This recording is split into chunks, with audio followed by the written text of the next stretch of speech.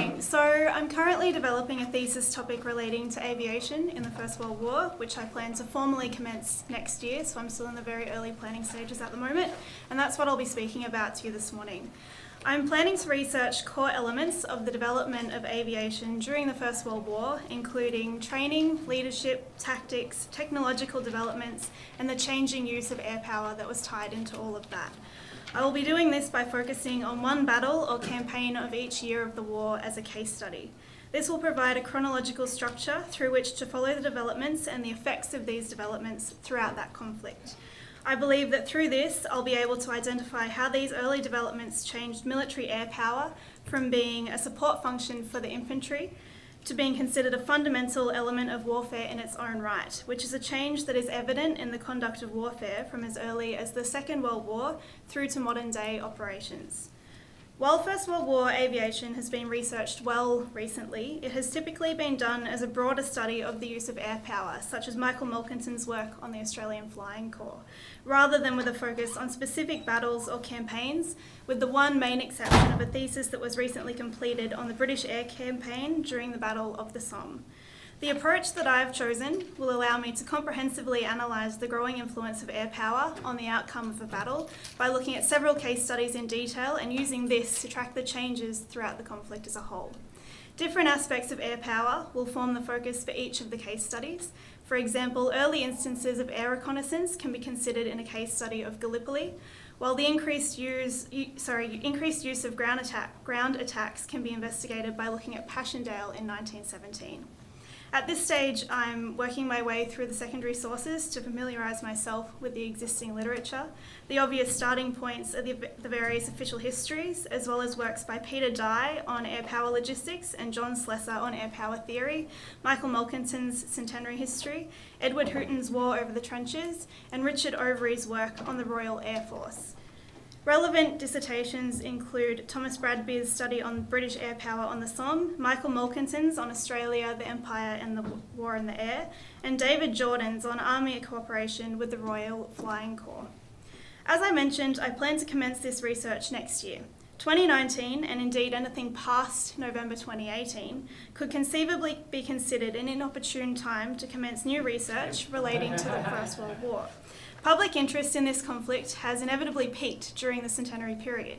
After this year, it is likely that the public will begin to look more earnestly towards the Second World War with its impending centenaries. In saying this, public interest should not be a driving force behind academic research, and there is little to suggest that academic interest in the First World War will fade. The value of this period of history does not dissipate after 100 years, or indeed any specific period of time. The First World War and its consequences helped to shape the world we live in today, and even after the centenary, we in the society that we live in are not that far removed from it. Aviation was in its infancy at the outbreak of the First World War.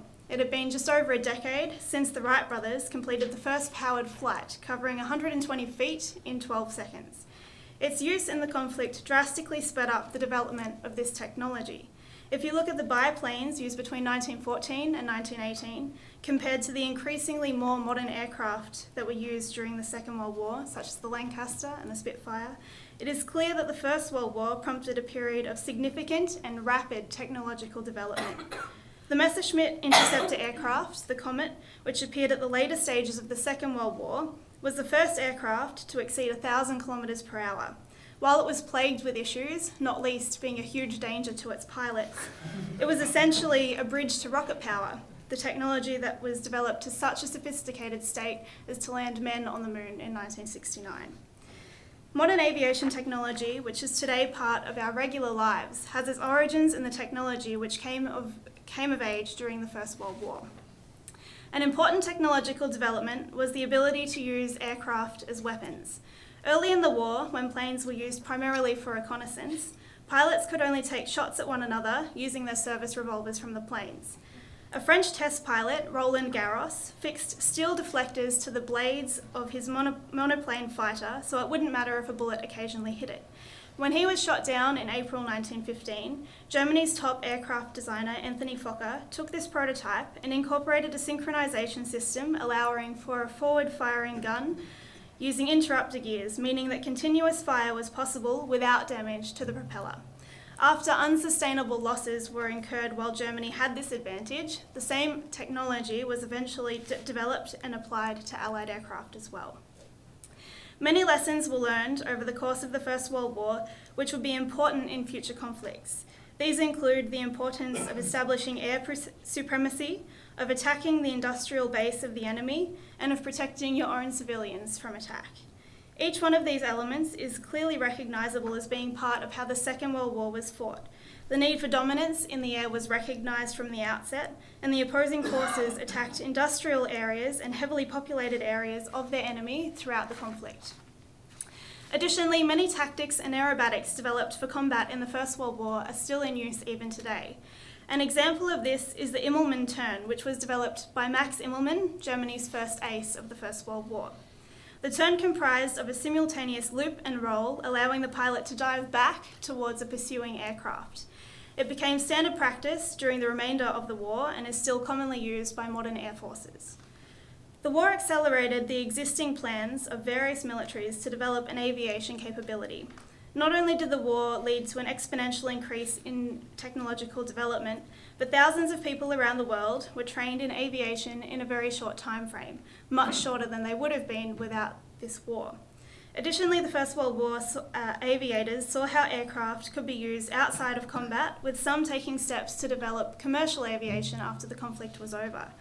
For example, Paul McGuinness, Hudson Fysh and Arthur Baird, all who had served in the Australian Flying Corps, started Qantas along with Fergus McMaster in 1920. In addition to being the catalyst for major development of air power, the First World War was also responsible for the refinement of its development.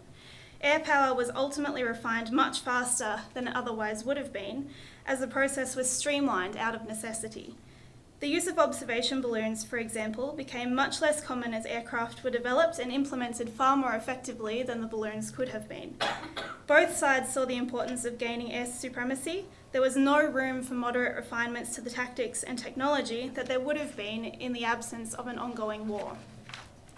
After the necessary rapid developments between 1914 and 1918, aviation had proven its validity as an important element of modern warfare and civilian life alike, and innovation continued after the war.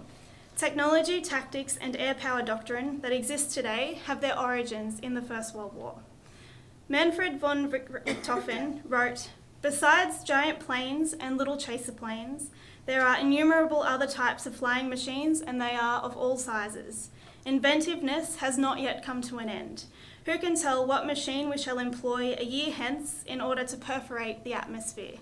He and his peers were looking towards aviation beyond the First World War, and it's important that we continue to look at their period of aviation beyond its centenary. Thank you.